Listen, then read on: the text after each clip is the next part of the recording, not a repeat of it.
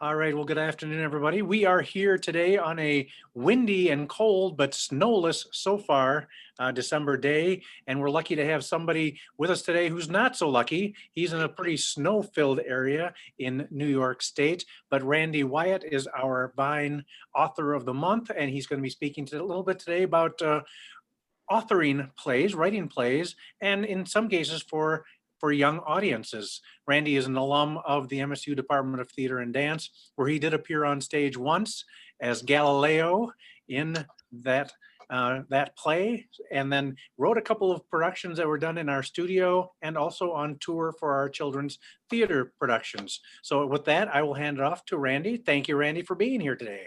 Such a pleasure. Thank you so much. And really enjoy being able to talk about my work and talk about something I'm particularly passionate about, theater for young audiences. I was indeed an alum of MSU. I was trying this morning, I was like, which years were that? Oh yeah, 2004 to 2007. Oh my God. Well, how is that? Years, Randy. Yeah, I mean, good. It just seems much further in the rearview mirror than I was thinking. But anyway, that's and I will give a little bit of lip service to the fact that I am in 20 inches of snow right now, and I usually associate that kind of ridiculous snowfall with Mankato. So the irony is thick today, and that's a good place to start. I have been, since my time at MSU, I was the program director at Aquinas College, taking care of the theater major there for 12 years. And then recently, about 2 years ago, I hopped up to Schenectady, New York, to become the chair of theater and dance at Union College. And that's where I currently am. And we'll probably be moving to Troy, New York next year, as I sort of settle in and figure out where I like being around here. But it has been an interesting year and a half running a theater and dance program for college, as you can imagine, during our current context. I have not been able to direct in the theater yet. Looking forward to that. We are talking about, well, we're planning on my directing a show, The Trojan Women, outside, socially distanced in May. We'll see how that goes, but since they're all going to be wearing Greek masks, I guess they'll be, halfway there already. And so we'll see how that all works out. During my last 15 years, and it really began in a lot of ways at MSU, being able to write for young audiences has been something that has deepened passionately with me. It's been something that I've been able to teach other people how to do, teach classes on the importance of theater for young audiences. And I think one of the reasons I'm so passionate about it is because kids are the most honest audience. They are absolutely not there to make you feel better about how you may have written the play poorly, right? Like they are, they react purely and honestly. And if their reaction is digging in their pockets for their phone, or walking into, like getting up and walking into the aisle, it's because they're bored and they're not engaged. And the theater is the last place in the world where anyone should be bored and disengaged. So that makes writing for young audiences one of the most purest and honest forms, I think, of writing for the theater. And so today I kind of want to go back. I want to give you, since you can't separate the professor and me, right? I'm going to talk a little bit about some of the underpinnings of the philosophy behind writing for young audiences that I personally ascribe to. And then I'm going to talk about my own methodologies, and then we'll start talking about the plays themselves and talking about how they've manifested over the last 15 years, and where they've manifested, because I'm lucky enough to say that my shows have been up in 17 different countries, and that includes Canada, by the way. I guess Canada, is a country, right? So it's we'll count it. as one of them. But it's been interesting to watch how my work gets interpreted in different places, and how cultural impacts have made that a thing. So we'll talk about that too. But let me actually go into the slide. Oh, look, it's doing what I want. Let me move it over here. Great. When you're talking about theater in general, outside of for youth specifically, we talk about plays, and the word play is obviously inherent in the word plays, right? Like the idea of being able to play is something that I think is inherent in humans, that we should be able to allow ourselves to play. And yet, the way I even put that together when we say we have to allow ourselves to play says something about how we govern that, right? We don't feel free to play most of the time. We feel like we have to allow ourselves to do it. And why is that? Well, because play is usually thought of what kids do, and we've grown up and we're beyond that. But play is actually defined as the process of spontaneous discovery in the pursuit of truth. And when you look at it through that lens, I think it becomes very human, no matter what your age is, to be able to put yourself in. And this is what my father teaches seminars in incredibly stuffy corporate places. And he will, through his seminars, do a little bit of role playing, because they do all kinds of, they're prepping people to do things out in the job market. And he is so proud of his innovation of having people do role play. Again, it's that idea of like, I'm doing this incredibly creative idea. And I get to remind him, I actually got a degree in doing this, Dad. And then he's like, yeah, but not that.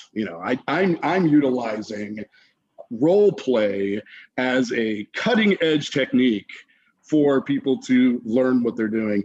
And really it's just being able to go back to that spontaneous discovery in the pursuit of truth. You put that role on and you discover for yourself what it's like to be that person, or to hold that job, or to do that function.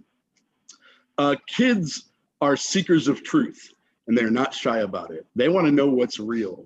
They want to know what's up. That's why they ask a million questions, because they want to know. And they really are very attuned to being in the know or not being in the know, right? If they ask a question and you say, you know what, we can't talk about that right now, then they're going to ask that question again in about 50 different ways, because they don't want to be thought of as ignorant, because that's what kids are. Kids are interestingly not interested in being kids when adults are looking at them under the adult gaze, right?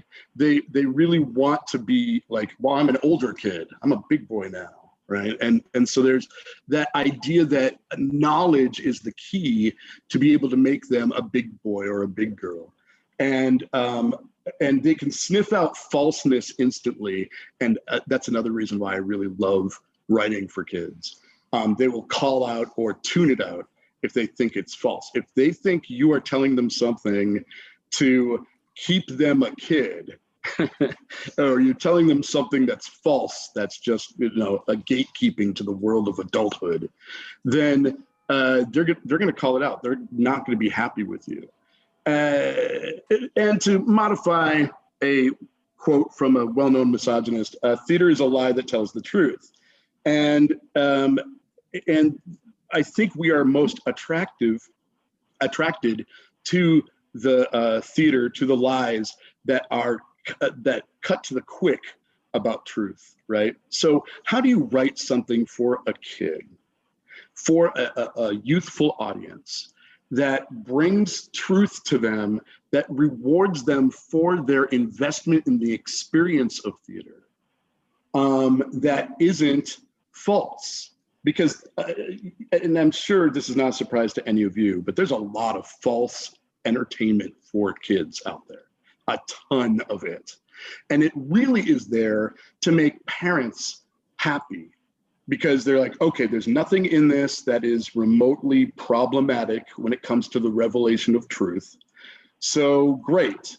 I could put that DVD on and it can babysit the kids, right? And that idea of entertainment as babysitting is something over the years that I've become more and more adverse to. And this is a good place for me to say, I am not a parent. I don't have kids of my own. That is not in the plan for me. But as I create more and more stuff for kids, I realize that if they don't have someone to go talk to about the experience, then the experience isn't full. Yeah, Paul. Yeah, Randy, question. Because Mike just said it's okay if we ask questions. Yeah, totally. I've got a couple already. All right. As a non-parent, though, because of course I'm a father and a grandfather. Yeah. So the generational difference is interesting for me. Do you spend a lot of time observing your work with a child, a youth audience to see how they're responding and to be so you can observe the truth or not, as the case? Yes. To me, that is one of the most important components of the process, is for me to be able to see how an audience looks at it. And there are several different contexts, right? Like there is when it happens in a children's theater, or when it happens in an educational context, where a lot of my work winds up being done in schools and that sort of thing. And but when I've been able to see it in a theater, I am one of the things I love watching and I take as success is if kids are engaged in play on their way out the door, then I did something right. They need to be engaged in it. And just like for adults, the way that they allow themselves to play is to remain in the play and talk about it when they leave the theater. Kids embody that play and they actually like go out and, pretend to be the heroes or whatever. How they interact with that is incredibly important. Whether they have someone to interact with on their way out the door, I think is also incredibly important. And this is one of the times where I feel like that idea of a DVD babysitter, the polar opposite of that is having a parent go with them to the theater and interact with them on the way out. What'd you think about that kind of thing? And to be able to unpack and for there to be another stage to this. So yeah, I love doing that. Like I've already alluded to, it also tells me what doesn't work. And I don't take that like 100%, like, kids kind of do what kids do, but kids also are truthful about their level of engagement, and it can be gone in an instant. Adults lie about it. Adults are very polite. They're just extremely polite to the point of falling asleep, right? They're extremely, extremely polite. So yeah, you said you had a couple questions. Is that, or are we in suspense? No, thank you for that. The other Sure. question has to do with your international kind of stuff, but I'll save that for later. Okay. About that. Yeah. Thank you, Randy. Sure. So let's see if I already said this. The play a child engages in is a process of seeking out truth, sometimes for the first time, and is a crucial form of development. So let me kind of expand on that in the next slide here. Real quickly, Smolansky is a child developmental theorist, and he came up with 4 stages of the development of play when you're talking about kids in general. And of course, this is in general, right? You can't be like, I see you've moved to constructive play today on January 20th. But these are fascinating functions of play that kids go through as they learn about the world around them. Functional play, you're talking real early here. The child may pretend to be someone else. They dress up. They like the idea of dressing up. They don't necessarily know much more than that, but like they get to wear mom's clothes or something like that. They're exploring their development. Constructive play, they use people or objects to create a specific experience. For instance, if a kid gets a toy that has a steering wheel on it, they will mimic the sound of the car and do this, right, with the steering wheel. And that's all about imitation. And I think it's really interesting that so much art, even in Greek terms, goes back to imitation at the foundation of creating art. And as humans grow, they start with imitation. I think at this stage too, you'll have a kid play with a toy phone, for instance, and just pick it up and say hello, and then put it back down, and then pick it up and say hello. Just that repetition and imitation of what they've seen. But they're not at the point at this stage to be able to create someone on the opposite end of the line. They are just imitating what they've seen, but they don't know why people do that. They just see that people do that. Going from constructive to dramatic, somewhere along the line here, they may start to develop the idea of symbolic play. Symbolic play is when they pick up a banana and use it as a phone, right? When they're able to look at something as something else. Before they get to that point, picking up a banana doesn't make any sense because you eat a banana.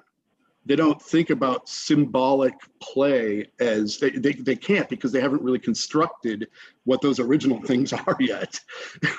But when they're able to look at something as something else, that is the seed of dramatic play.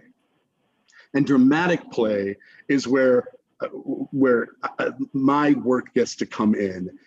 You have the idea of sociodramatic play. That's where they get to understand that other people exist, which is a big deal, right? All the way up until dramatic play, other people simply exist as props, right? They're just there. But when we start going into dramatic play and then later on with actually playing games, there are negotiations with other people that have to be figured out. They have to figure out how to deal with other humans. And usually that goes from a place of you go here, you do that, no, do what I say, all chaos breaks loose, right? That the whole idea that sometimes people don't do what you want and they don't work like props. So you have to go into negotiations. And that's the foundation of dramatic play. When a toddler or a primary age kid puts on a role and becomes someone that is not themselves, the symbolism of becoming someone else, and they get that. And they're able to, as that role, engage in negotiations with other people who may be playing roles as well. And that's where drama starts. So being able to look at these stages of play, and then later on, understanding that play goes into games with rules, which is really where you get into social interaction and the idea of winners and losers and all that kind of stuff. That's where the heart of dramatic play is. I used to, in my classes on theater for youth and education, I used to have them do this exercise where I'd have my students go out into the world and find actual kids and observe them engaged in dramatic play that they would do on their own. That can happen in a blink of an eye, that a kid suddenly puts on a role or pretends to do something or is doing something not as themselves, but they're playing and they're initiating drama of their own. I don't do that exercise anymore because there are less and less opportunities for kids to engage in dramatic play in non-structured time. And this is a concern. This is actually a really important part of the development of a child, for them to be able to engage into dramatic play because they are picking up things like understanding symbolism, understanding sociodrama, understanding all of that kind of stuff to progress. And that has, over the last 10 years, been something I've said to myself, wow, students are coming back with less and less opportunities to be able to make this exercise even happen. That feels like something we should be talking about as a society, something that we should be talking about when we're talking about unstructured time for dramatic play for children. When does that happen? Yeah, and Randy, Yeah. we had the director from the local children's museum speak. She spoke to Kiwanis and to Vine about that very thing, the power of play, and the fact that in many cases kids are so structured in their lives that they don't have that time, and by not having the play time, they don't have that cultural experience of getting to know other people and how you work with people who think differently than you. Yeah, yeah, absolutely. Some really foundational things, right? Yeah. And that's why children's museums are also they're amazing. They're amazing places. So how does theater for young people come into this? It's in some ways structured dramatic play. This is where an audience can live vicariously through the characters, and that take them to places maybe they wouldn't go on their own. And then when they're done with the experience, again, I think it's really important to be able to have a parental or authority figure nearby to be able to say, I experienced this through the character. What does that mean? How do I form with that, right? Certainly, again, because I think games with rules is in this world of play, that there needs to be the same sort of resource for kids when they are engaged in games. Because to learn what it's that sometimes you win and sometimes you lose is something that needs to be processed, something that needs to actually be discussed, and with probably varying levels of intensity. but yeah, and I love the opportunities that children's museums give for kids to be able to discover dramatic play. I think it's really important. All right. So transitioning more into like what I do and some of my own, I guess, philosophies of creating theater for youth. The idea behind a lot of the work I do, like, the way I approach it is, I have a adaptation of Alice in Wonderland, for instance. Before I even set pen to paper, the question to me is, does the world need this? Why does the world need another adaptation of Alice in Wonderland? Does it, right? What am I going to bring to the table through my adaptation that actually will be worthwhile? And so and worthwhile can be manifest in many different ways. It can be in some of these things that I've already discussed about dramatic play, but it can also be, is everything out there ridiculously clunky to produce for high schools, or is there, or middle schools? Is there something that can make this updated to be able to talk about this story in a way that reflects values that we have or should have in 2020 versus, say, values we may or may not have had in 1980, right? Which is, that's a whole nother course, right?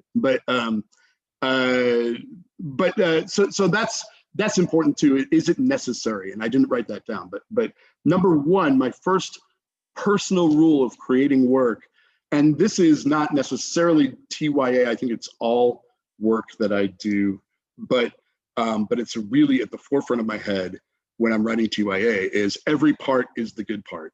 So, and that's true in two different ways. You have to, playwriting is an extremely economical art form. It's something I have learned painfully over 20 years of writing. It is something where if you lose your audience even in a part of a line, it's too much to lose. The engagement, it has to be constant and ramping throughout everything you're doing. When you're talking about TYA, they're used to play, and play that they create is always engaging. Their own dramatic play is always engaging until they're bored with it and then they're done.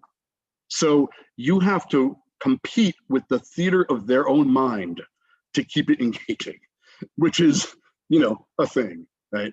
But also every part, as in every role, has to be the good part. And I write a lot these days for high schools, for middle schools, for elementary schools, knowing that students are going to be playing these roles. And there's nothing more disheartening than to be cast in a play where your part is very obviously peripheral, that you don't get to do anything cool. Now, that doesn't mean, right, that it has to be large. I know of some camps where it's pay to play and students will all go home and count the number of lines they have and then complain to their parents, and then the parents will call the camp and say, my amazing actress of a daughter only has 12 lines, how could you, right? And there are actually plays that are written, and I can't conceive of doing this, but there are plays for camps like that where every part has exactly the same number of lines. And that sounds like Sudoku from hell. Like it feels like a puzzle that would be awful to write. So didn't Shakespeare write it that way? Yeah, I don't even want to go and check, right? I don't want to count all those lines. So I think the key to some of my longevity and the fact that my plays get picked up to get produced is that I think about that.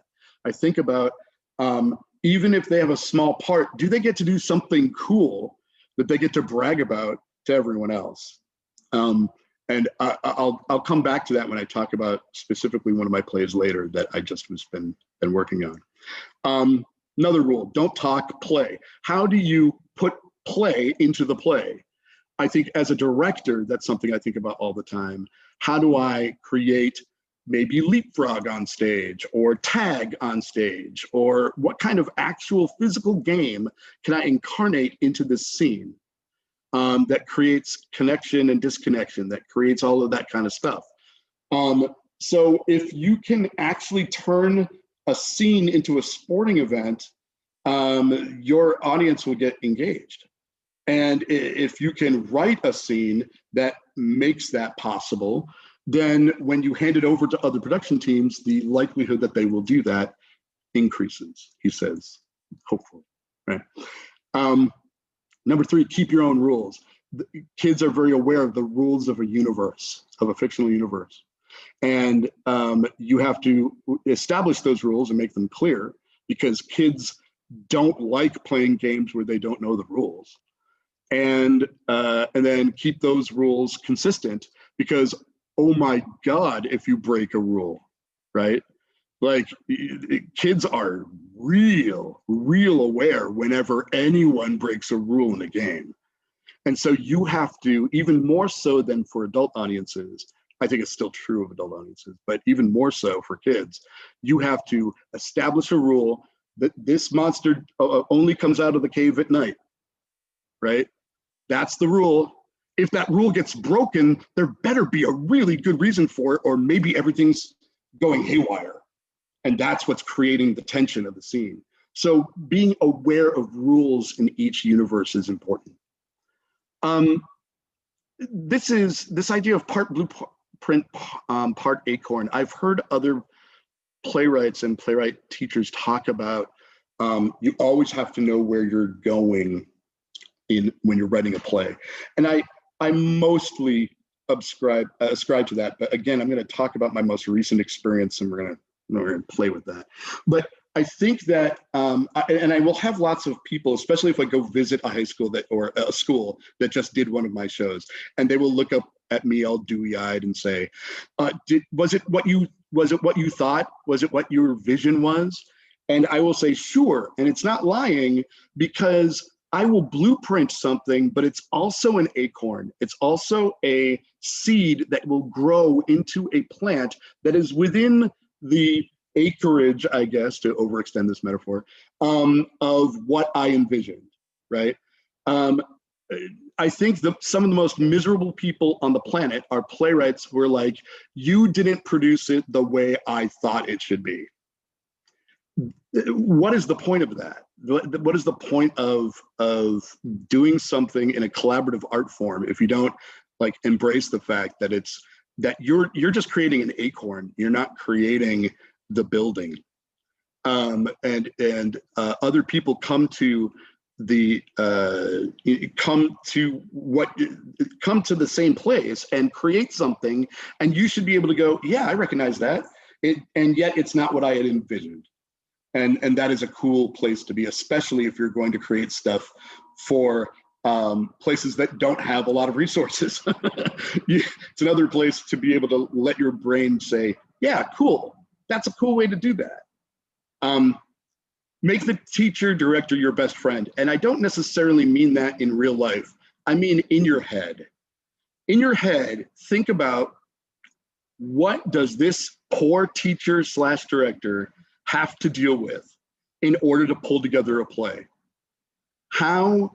So to go back to Alice in Wonderland, my adaptation of Alice in Wonderland, I am convinced one of the reasons it's one of the most popular ones to produce out there right now is because instead of Alice comes on stage, meets wacky character, and then leaves, lights down, set change, Alice comes back on, which is how most adaptations work.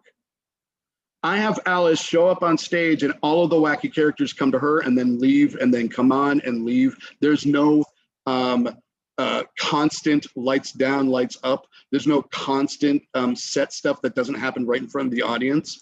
It actually is tourable because of that. It is a whole heck of a lot of less headaches for the director. And I think that that's one of the things that high school directors see in that adaptation and go, oh my God, I don't have to do this, this, this, or this. It's all inherent in the play. Great. We're going to do this one. And that's me thinking for the director teacher and going, you know what? You don't need 30 blackouts. You don't need to disengage your audience every 5 seconds just because another wacky character is there. Let's have them all come to Alice, who happens to be in Wonderland, and it doesn't matter where in Wonderland. So that has created some fun things like the March Hare and the Mad Hatter being able to bring on 2 separate parts of a tea table on wheels from both sides of the stage. Bam, there it is, they're right there. And it happens before you even know it. And it's frenetic and crazy and weird, and then it goes away just as fast, and Alice is just dazed. But she goes directly into the next scene. That was something that was cognitive in my head when I started writing the adaptation, and realized that's something that can make this adaptation better for people out there. And, you know, let's be clear, when we're talking about Alice in Wonderland, it's one of the worst things to dramatize ever. There's nothing about Alice in Wonderland that actually adheres to dramatic structure at all. It is meant to be literary. So, and it's almost anti-literature. So to be able to find ways to pretend that's not happening and to keep things moving and fluid it is an important thing to do. So if you're going to write for young audiences, that's something I think is important. And then experience is everything. Everything about what you're doing is creating an experience for your audience, but you're also creating the experience for high schoolers, for middle schoolers to be part of a show. And that's something that has become more and more important as time goes on, is knowing that there are students who are learning anything about theater before they graduate high school, and to have a really amazing experience to be able to look back on is important, because I teach a lot of students who've coming from places who don't know anything about theater. And there's such a lack of understanding about that coming from high school, that that if I can help create an experience that really cements something good, a good memory for these students, then, you know, that feels like helping the art form, right? Dare I say that. All right. So that's my really quick little professorial thing. I'll jump into, if there are no questions, I'll just jump into some pictures and talk a little bit about some of the stuff I've been doing specifically for high school lately.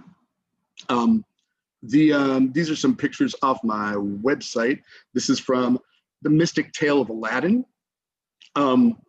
The beginning of why should I do this? Why is this necessary?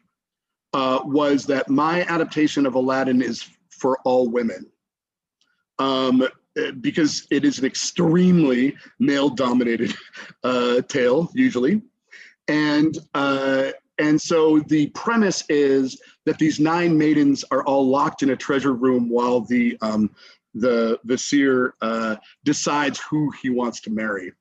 And so while they are waiting for this pronouncement, they enact the tale of Aladdin there in the treasure room. And they all take on these roles.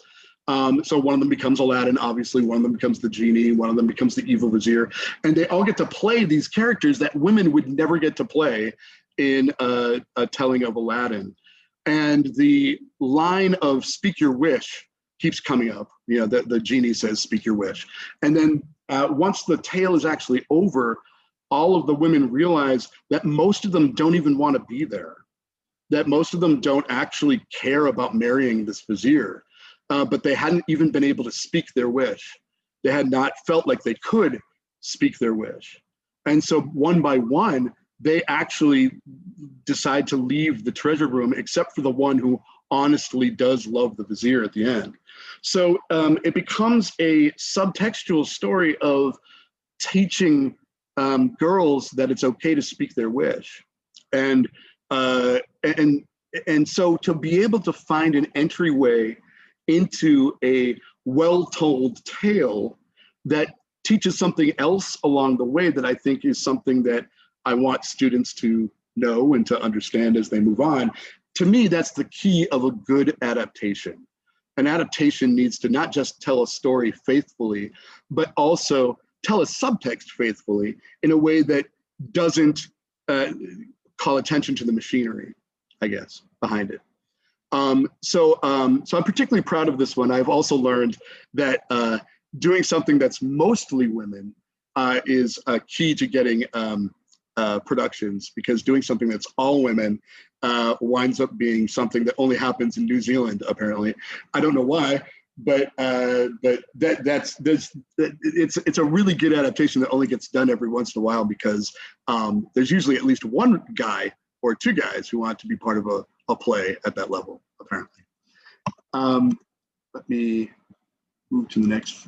One of the cool things about being able to write for young audiences is that people make their own posters for their high schools or for their theaters. And so I'm always on the lookout for, like, who's put up a poster today? And so this is from The Fantasists, which is one of my original works. Fantasists is about 2 what we call fantasists, who are in this world that I've created, are magical illusionists who tell stories. And to be able to be crowned a fantasist, you have to go through this trial of telling a story. And so what the play does in this sort of whimsical fashion is, in the frame of a fantasist competition, they tell a story that teaches mythic structure. They begin with, there's a prince, but the prince doesn't have anyone else, so it's a really short story. And it's over the minute he says he's a prince. Okay. And all right, so this other fantasist will add that there's an ice queen. Great. And the ice queen is evil. Great. And the ice queen completely demolishes this prince because he's got a sword, but he doesn't know how to use it because nobody taught him how to use it. And so it's a really short story. And it's also a tragic one, which this particular fantasist thinks is awesome, but the other one does not. So the other one brings up a mentor who comes out and teaches him how to use the sword. And it goes back and forth within all of these different mythic roles. And then when the time comes for them to present the story, there are twists and turns, and they create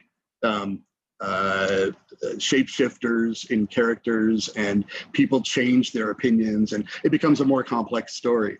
So to be able to teach kids through a play how to tell a story has been a great deal of fun. And this is a play that's gone up in all kinds of places. that I'm particularly proud of. Another play that folks from MNSU will remember is now published through the same publisher, which is Brave Little Tailor. And Brave Little Tailor was predicated on the idea of what if a production company has nothing or just has a bunch of junk. And so the play takes place in an grandma's attic that can have anything in it. And then a whole bunch of fairies and elves show up and say, oh, well, we're going to tell you the story, but you, kid, are going to be the person in the story. And you can use anything in this attic to create the fantastical sets, right? So a castle or a cave or whatever. So it allows the production company and the students to use a whole bunch of random things that they have in their own classroom or in their own stage or whatever, because it's inherently baked into the play to do that. So it, on several different levels, creates opportunity for imagination. So I love that. Let's talk a little bit about some of the stuff I've been doing recently, because as you can imagine, recently, creating theater has been daunting, has been strange, has been a lot of things. And so the minute that we all got locked down, I was supposed to be, it was literally the day after I had auditioned for a play, and then the next day, oh, well, you all got these parts, but never mind, because we're not doing it. And I, for various reasons, like I think for like a week or two, I was like, we'll stream it. And then I was like, no, that's terrible. So, so what we wound up doing was, and this is with college students, I sent out surveys to them and said, what's it like being you right now? Basically, how do you interact with the pandemic? And I want you to tell me big things and little things. I want you to tell me like, what are you getting used to? What did you think you wouldn't get used to? Stuff like that. And I created 10 little shorts that we devised on Zoom. And this was back before I thought, what I currently think about Zoom is that Zoom is the anti-theater. Like Zoom is literally like antimatter to theater. But because it's not film and it's not theater, so it doesn't have the vitality of theater, but it can't be edited for any sort of professionalism. It's just this strange abomination that, you know, and I realize that we're on Zoom right now. But to be able to create, the idea was, how do we create a time capsule of what it's like to be in school during a pandemic?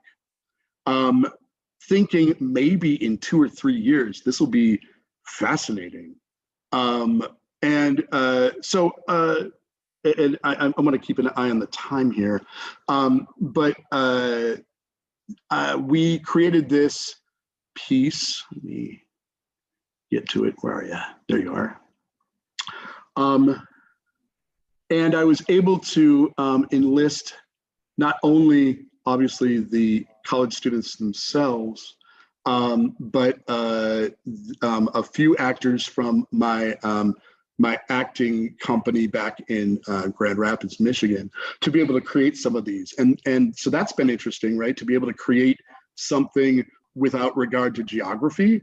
That's okay. I can actually pull in these actors. Great. It's still Zoom. And my feeling, even while I was doing this, was nothing about a Zoom performance should be longer than 4 minutes. And so maybe this is actually watchable now. Let's see what we can do. But this is one of the pieces called Breathe. And of course, you know, I had such a great lead into it. There we go. Well, obviously not. Just, if not, just hear me out. Fine, go. I haven't seen Grandpa in a long time. You thought now would be the perfect time to... You're not hearing me out. No. Now continue. Fran. This is crazy. You always do it. Hear her out. I've got room. That is not the point. I'll make sure her internet stays working. You need good internet for school. That's what I just said. I'll make sure her internet stays working. A college is second only to a prison when it comes to spreading viruses. Oh, Fred, come on. You're going to breathe all over her. I'm not an idiot, Mom. You don't have to be. I think she should. Have you seen the numbers, Carolyn? I've seen the numbers. Well, they're not getting any better. Breathe. You're getting all puffed up. I expect you home on Monday. So we're not going to talk about this. It's the responsible thing to do. That sounds convenient. And you have conditioned. Lucky me. I haven't seen her in months. I haven't seen anyone in months. And it's going to be more months. Why do you want to stay away from home? Why do you have to make it all about you? No, let's just calm. Is not an answer. How about you just listen to you right now? I'm not putting Grandma in danger and then have you come back here and breathe all over the rest of us. You can stop making me sound like a living virus now. Whoa. Thanks. Whoa. We, both of you. No. Lower. Like.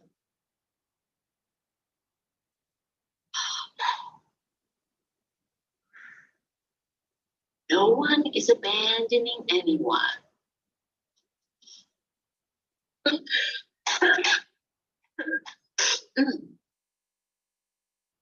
fine. So that is called Breathe. Here's another real quick one called Meditation, which I like. It's only 3 lines long.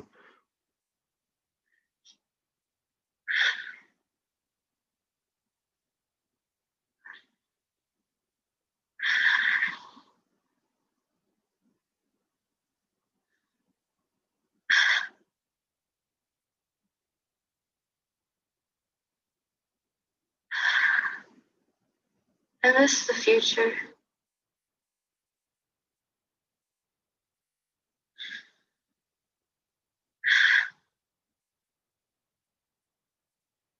Just stay in the moment.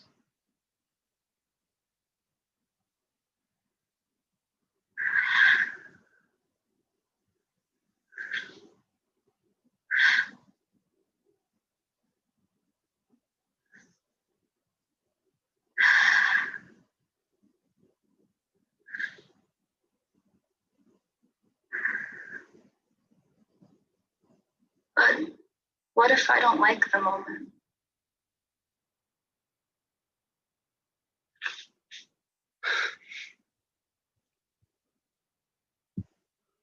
So being able to find true moments like that actually came from true moments, or true ideas from that was the vital part of doing this. That was the vitality of being able to look for something. What's it like being us right now? And then writing them out and then giving them out. My publisher jumped on this, as you can imagine, because all of their licenses had gone to null. And so they rushed it out pretty quickly. And there have been a smattering of high school productions of it because it allows them to actually do it right now. And to interpret it. And I think that students are finding themselves in it right now. Which that whole idea of seeking truth as kids, high schoolers aren't kids, but they're still seekers of truth. They're even more looking for reality, right? And I think high school productions suffer from a lack of what students are actually going through, right? They very often are told, hooray, you're doing arsenic and old lace, right? And that's so far removed from their own experience that they tend to look at theater as something outdated, something that doesn't actually speak their truth. And so to be able to find productions and schools that will allow them to, and this is why right before the pandemic, some of the pieces that were being done the most were about school shootings. And how do you do, if you're a school administrator, how do you let a show about school shootings go forward? And a lot of places don't do that. So there's that tension between what do we shield our kids from and how do we allow them to discover truth through art? I think that's always an interesting back and forth when you're writing for high schoolers and you want to be able to make it something they want to do, right? Where are we at, Mike? Time? We're about 5 to 3. So if you want to go another 15 Sure. or so, because Yeah. I just think it's great that you're giving them something not only that they can be involved with, but can help them through the moment as well, to know that they're not the only ones experiencing what they're feeling. Yeah. That was exactly the again, you go back to why should I put pen to paper, right? Why is it vital? And the idea was, and I will say, it's still a little risky because I go through lots of different feelings when we're talking about Zoom performances about whether they're vital or not, right? There's been a lot of stuff that has been, I understand that performers need to do what they do right now, and yet I just can't watch it. Like if it's more than like 15 minutes, I'm like, I have turned into a child. I can't watch. I have no, I can't engage with this, but I can't engage with the National Theater doing Zoom stuff either. I just got to go for the first time to see a show at the National, several shows at the National this time last year. And it was my first trip to London. I saw a ton of theater. It was amazing. And then a couple months ago, the National was like, please remember we're here and watch these shows that we're piping online. And I watched one of them and was like, now all I can think about is what it's like to be in that space, what it's like to be there, and what I'm missing because I'm watching it this way. Yeah. And so if nothing else, being able to talk about why live theater is important and what the vitality is when you're talking about that. Well, the pandemic has taught us that, right? Thanks a lot, pandemic, for teaching us that there's a difference between anything video and an actual experience that you enter into, right? Yeah. And Randy, Mira's got a question she'd like to ask as well. Yeah, sure. Mira, you want to unmute yourself? Yeah, so I really appreciated when you said, when you were thinking about writing plays or what you were doing, does the world need this? Yeah. And I'm thinking that we're living through times that we need a lot of creative problem solving. Yes. And I personally have had amazing experiences on Zoom. Now I'm not trying to do live theater, right. So and in fact, last night I was on, I watched a play that the Minnesota Jewish Theater Company did on immigration. And it had been a play at the Minnesota Fringe Festival. And then what they did was actually filmed it. So it was mixing medias a bit. Right. And then after the play, we got to talk to, the actor and, the people that were involved in doing it. And so I want to say that. And another thing, just watching those two clips that you just did on breath and meditation. I have a meditation practice and I was like right there with it. So I felt like I was doing some of the things that you were talking about, like just being engaged and breathing along with, and, and that might not be the common experience. But for some of us, it's amazing. And also, I'm 73. When the Russians sent Sputnik up, I thought I was going to have a chance to chat with Russian kids. That was my image. And I feel like in these times and days, I've had conversations with people in different parts of the world. And I've been on in like meditation groups or creative groups that there are people on 4 continents, and which is a whole different thing.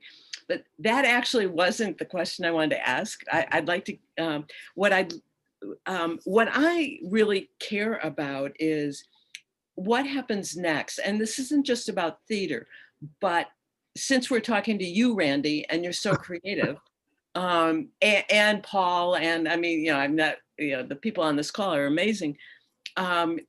It's like, is there a way somehow to take what we're learning during these times of COVID? And I mean, I think maybe half of the country thinks it's going to go back to just how it was before. And whether that's true or not doesn't matter. You know, it seems to be that, at least living in Mankato, that's my experience. But I don't have the exact question, but it's really something about using all these tools in a different and creative way, but also like, how do we connect? And I'm a mostly retired social worker. So I've watched how what you were talking about play, you know, just making it up with very little. And I taught in the inner city of Chicago, and we didn't have like resources, you know, you were lucky if you had paper, you know, but that didn't stop them from, you know, acting out the Greeks and, you know, and stuff like that. So in some ways, I feel like there's this opening that I just hope, you know, that there's some ways for us all, like, you know, to like join our hands and start walking together more to figure out some of these things that are so complicated right now, and that we've gotten so afield from the person to person. And while Zoom isn't the best, I'm seeing you, you know, I know, yeah. Anyway, so I wasn't trying to like say, oh, Zoom's so wonderful. What I really was interested was in the COVID conversation, and what do we do, and how can theater, you know, with kids, with parents, how, yeah. So I hope you get the gist of what I'm asking, and not just for you, but everybody on the call. I have been living in that gist. Fortunately, I have the solution. No, I super don't. I think that all theater makers and philosophers right now worth their salt are right there with you. I think that, you know, I had a passing conversation with my dean about 6 weeks ago, that I've been ranting about ever since, where they were like, she was like, oh, this is just a blip. Everything will be back before you know it, meaning theater. And I was like, wow, you are a theater muggle. You are not having the conversations I am having. This is seismic. This is seismic for more than just theater, but, you know, I care about theater, so that's what I'm obsessing about.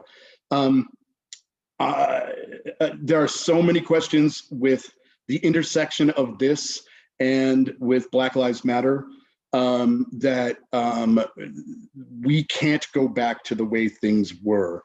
And yet, what are those things, right? I know that I'm not a fan of having to create a corporation before I can create theater. So how do I...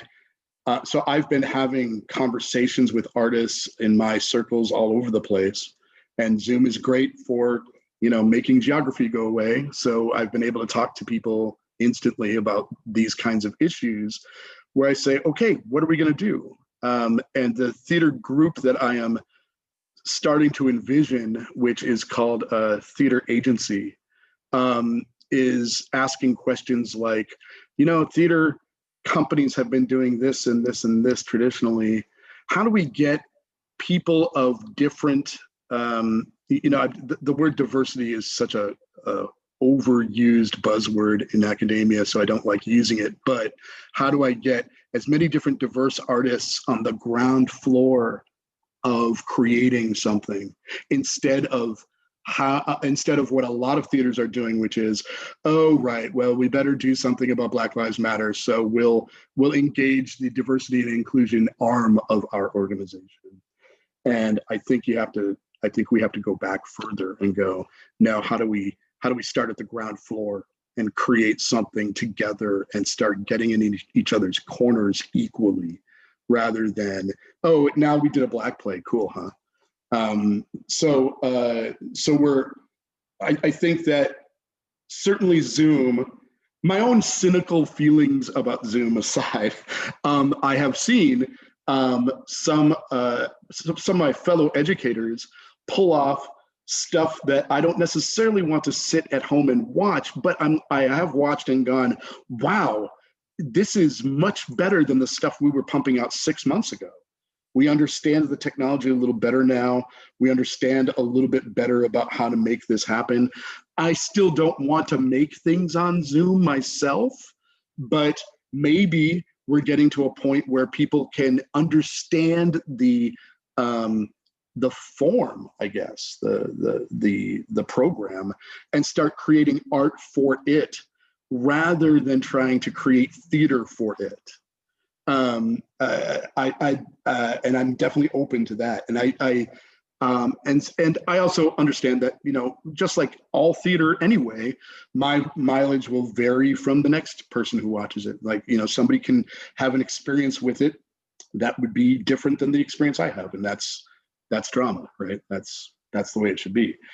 But yeah, there are so many questions hanging in the ether right now about what to do moving forward, about theaters that are dying, and some of them frankly should, and some of them it will be painful to lose.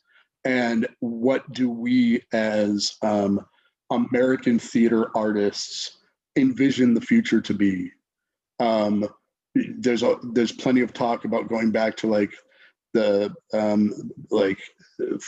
60s and doing a lot of socially based work that is artist forward, and yet we can't go back to the 60s. So what is moving forward? So there's a lot of questions, a lot of things that we're working through, infused with a panic of everything's falling apart, and maybe we just need to breathe a little bit. I love what you were talking about. It wasn't until after we created that piece that we went, oh, people can't help but breathe along with it. That's actually really cool. Like, they can't help to take like a minute and have a meditative moment in the middle of watching this piece. And they will need to do it while they're creating this piece. And breath is the universal language. So that's a fun thing that we discovered. So thank you. Lots of cool things to talk about. Can you stop the share screen so we can see the people on the call? Totally. Of course, it's going to take me a second because I am that guy. I think you just click on share screen. There we go. Yeah, Paul, were you going to ask me something? You had that look in your face. I had a follow-up with what Mira was saying. Two things. One is that I know at MSU, for example, we were originally scheduled at the beginning of the fall. And by the way, Randy, you don't know this, but when March hit, I had to cancel 10 productions. I actually did know that. I was keeping up. So I was like, I'm pretty sure that's 10 productions. That's 10 productions for those of us who were counting. But what we did, though, is we were going to open with a show called Gypsy, which I love. But the director could not direct that show because of what you were saying, because of the virus, because of Black Lives Matter. And so we switched the subject matter to hair. We did a live production that had to be postponed twice in order to get it done. But it really changed the tenor, so it wasn't the fun kind of Gypsy we were going to do. It was a much more gritty production of hair, which I thought was interesting. But to your point, just a couple of days ago, I watched I watched the first hour of a 2-hour production of a full play that was just put on Zoom, and it was horrifying. I mean, the kids were doing a good job, and everybody was trying, and it was clever, and they were in costumes and all kinds of things, but it wasn't theater. And so I think what Randy is saying, that Zoom is interesting, but it's not theater. I think of Zoom as being bad film, Right. Or you do film. And it's interesting because what we just saw was on Vimeo, which is a film version of Zoom. It is. You could edit it a little bit. Yeah, you can. But I think, Randy, what your magic there was, and where your brilliance was to change the topic, was to say whatever play. Can I ask what play you were going to do? What play had you cast? I was going to do Elephant's Graveyard by George Grant. Yeah. Yeah, that would have been interesting. But you can't, I think what you did was wonderful. And I think it really made an impact on the students. And I can easily see why people would take a look at that new script and go, oh, we could do this right now. And because it's made for this awkward, strange environment that we're all experiencing. I had a question from way back when, though, Randy, and that was, I was fascinated. And congratulations that you have productions in 17 different countries. But the question was, because I know you're a wordsmith, and I know, when we worked, Randy and I got to work on an original play that he did called Mint, which we brought to the Kennedy Center Festival, a brilliant play, a wonderful play. Were those all done in English in those 17 different countries, or are you in translation right now? I am only in translation in Norway, and that's recent. I love that you can even say that. Most of these, when I would start getting notifications that, like, congratulations, you're going up in Jordan. Congratulations, you're going up in Bangkok. I'm like, how? I am not going to do that. Like, I'm not going to translate that. But there are all of these English-speaking schools there that will do them, right? So it's been primarily English. That doesn't necessarily mean they catch all the references. That doesn't really mean I had a play that got published while I was in graduate school called Sediment, which is 10 short comedies, and they are particularly topical. They reference like Tom Cruise and all kinds of things, and the folks in Belgium did it and put it online. And I was like, oh, here we go, strap in. And it was really interesting how what they got and what they didn't get. Right. Just because of the lost in translation effect. And it was like, okay, I mean, good on you. You still got enough about the humor of this that you wanted to do it. Okay. And it made me think of things like You Can't Take It With You, doing it with like an American high school where so many of the topical references are totally lost on them. So anyway, my last question was, how many titles have you published now? How prolific are you? I am, not including short work, which has been produced. Like I have a couple of short works here, there, and everywhere at different houses. I have 11 through YouthPLAYS. I have 2 through Playscripts. Those are the major ones. I got stuff here and there and everywhere. I just submitted my script that I just worked on through this last. So instead of doing a main stage play this fall, because I wasn't going to do that, I got a whole bunch of students to meet with me online and watch me write a play from word one. And that was a little more terrifying than I was expecting, but it was, but having them all watch me and learn that everything you write down the first time isn't perfect, wound up being great for them, I think. So they said to me. The play is called Anne of Green Gables Murders Everyone, which is, as you can imagine, a very dark comedy. Yeah. And it's meant for high school, but it's also getting a lot of play from places who want to do something the minute that they're able to. They're like, this will bring them through the door. And it's one of those magic titles that seems to make everyone laugh when they hear it. So I was like, okay, it better be good, right? And it wound up having having the interaction of these students along the way gave it a vitality I don't think it would have had without. So, so there's stuff in the chat. Yeah. I should probably be looking You at. want to look at Linda's first? Have you ever adapted your plays now to be radio productions? It's funny you should say that, because Anne of Green Gables is I am peddling as also a radio production. Oh.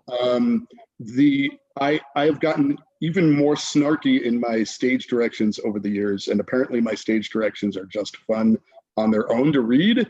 And the publisher has been like, well, why don't we do that, and and put it out there right now. So I've been telling him, like, yeah, I know so many classrooms in Michigan that have been just jerked on and off all through this term, right? And so if they were to do something like this that would work as an actual play, but also still work once it gets yanked off and they have to go online, that's a very specific kind of script to make that work. But apparently this would do that. So so that's my main thing. People have done stuff of mine as audio only. I didn't necessarily adapt it to do that, but that has happened before. Has it been effective in your mind? Yeah, it was. Well, the pieces that they've done that with have been mostly monologue based. So it was, and one of them was Sonata Blue, which I took to. It was the year before Mint that I took to KCACTF. But one of them is called Ghost Moments, which is an evening of monologues that wound up suddenly in the pandemic. Everyone was like, let's do that. And I'm like, oh yeah, that makes sense. Yeah, do a whole bunch of monologues. Totally, do that. So, yeah. What else? How do we encourage play now and in the future? Honestly, I mean, I don't have all the keys to this, but our own language about play has to change. We don't have to allow ourselves to play. Adults need to engage in play, and engage in play with kids. And I don't mean like randomly at the mall, but I mean like, being able to look at the kids. And I know, like, we don't have nearly the energy they do, but nothing replaces the experience of interaction, right? Again, nothing replaces actual theater. And I think that's another thing about Zoom right now, is we look at it as Diet Coke. We look at it as a replacement for the real thing. And so, and we haven't had enough time to really look at Zoom and to see what it is. We're just like, oh, thank God it allows us to do the thing we really wish we could do. So yeah,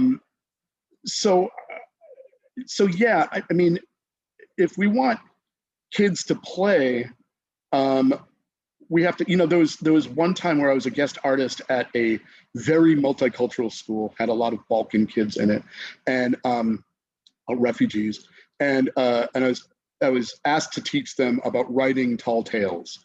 And so at the beginning of like this 6-seminar over 6 weeks thing, I was like, okay, write stuff, and tried to get them to write things, and everything they turned in were derivatives of stuff from Cartoon Network, everything. And it made me go, oh, right, well, that makes sense, because they wake up and they have their own TVs or their own screens, and they watch that stuff, and they go, and I mean, and I love Cartoon Network, I would say, but that's what they're feeding into their head, and they don't know that that's not their life in a way. Like, it is their life, right? To get up and to engage with that, and then they come home from school and they engage with that. So I had to be a little bit more about like, so what else do you wish you could be besides these? These are characters that other people already made up. What about your characters? What do you get to do? Who are you, right? What's important to you? And that's when they started going, oh, I can do that. It gave them permission to do that. And I don't know what all the ramifications of that are, but I do know that being able to be an adult and to give permission to kids to play, where we used to look at that as spontaneous, apparently now they need permission. So so again, I don't have all the answers, but I know that the answers usually come from engagement. And to go back to my idea of like the DVD that babysits, right? We have to take our responsibility as adults to mix it up with kids and to be there once they experience the story, maybe experience the story with them, and then unpack it so that you have something to, you know, that next level of drama that comes after it. So I know that's what I think engagement all the way around is how we encourage play. Yeah. Tell you what, Randy, we're down to our last 10 minutes. Linda says something here. I think parents and teachers need to provide props and time for play. That's true. That's almost permission, giving them. Time is really important. But I'm just wondering if you want to, if there are any other questions that we could take, or if Randy, if you want to just kind of wrap up in 8 minutes, you know, your philosophy of life. And at first I wanted to point out the lovely flowers over Randy's shoulder. He was very conscious of those. So 4 minutes before I went live with you all, I was like, oh, all these flowers are dying. I need to switch it out with these other flowers because the other flowers were not that pretty. So I appreciate Mike. That's funny. But you want to just talk a little bit about you know, maybe the future of plays, whether it be COVID induced or COVID resistant. You know, what's happening with theater, especially for the young people. So many game changers at once right now, right? Like another game changer that I have been going deep into lately. And Paul, I bet you know about this, but you may not have the training right now for this, although knowing you probably do, is theatrical intimacy training. Theatrical intimacy rose out of the need for both pedagogy and professional practice of how do you get actors to be intimate on stage, kiss or whatever, and avoid Me Too problems, avoid any trauma that may come up, being respectful of trauma, avoiding the showmance, like all of that kind of stuff. There's a new system that is out encouraging both directors and actors to check in with each other and to be able to choreograph an intimate moment on stage rather than just go, okay, it's time for you to kiss, make it look real, make it look sexy. And now that I've had some of this training and I'm gaining more, I don't know how we ever did it the other way.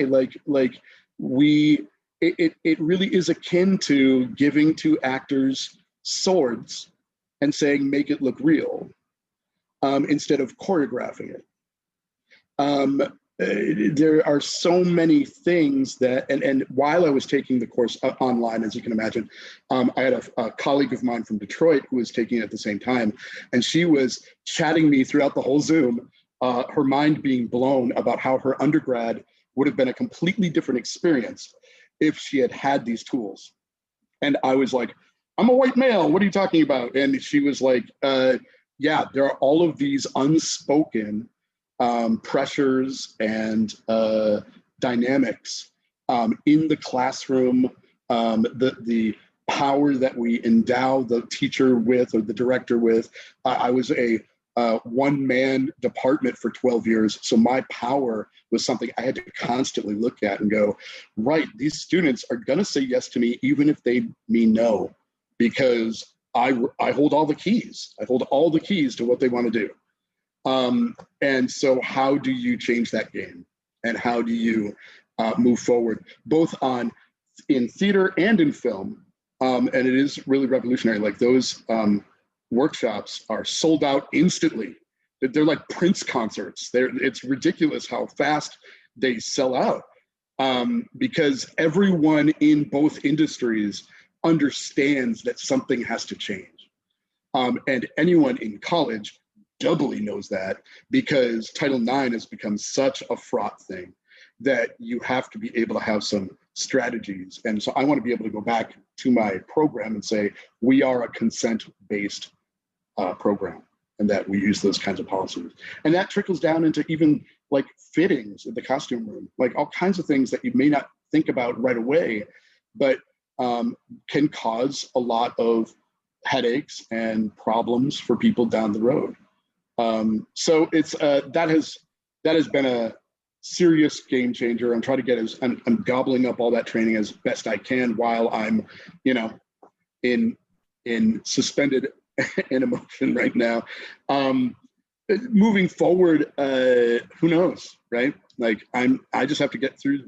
We're on terms. I hate them, but like 10-week terms. Right now we have planned a outside socially distant production of Trojan Women that I'm directing. But you know, maybe we'll have a meteor shower in May, and I have no idea, right? But being able to say to the kids, we're really trying to make some theater happen, that alone has gotten plenty of goodwill. So, you know, everybody's just really jonesing to get back, but we need to get back to it when it's safe to do so, right? And we're only going to be able to have like 30, 35 people in the audience. So it feels like we're making a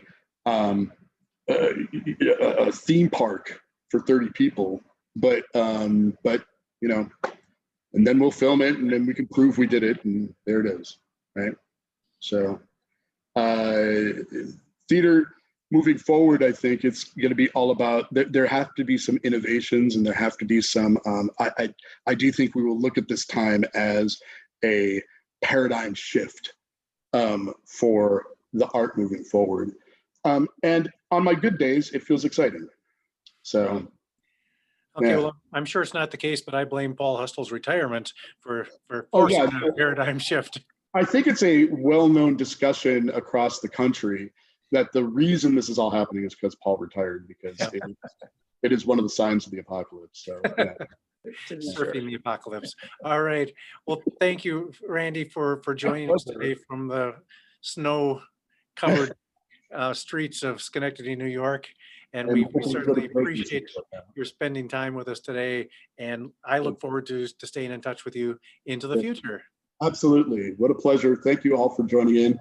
And if you would like to look at my work, the place where I'm mostly published is through YouthPLAYS. So if you go to youthplays.com and put my name in the search engine, you'll see what's going on. Hopefully in the next couple months, you'll be able to see Green Gables. And if you are a fan of Green Gables, I apologize.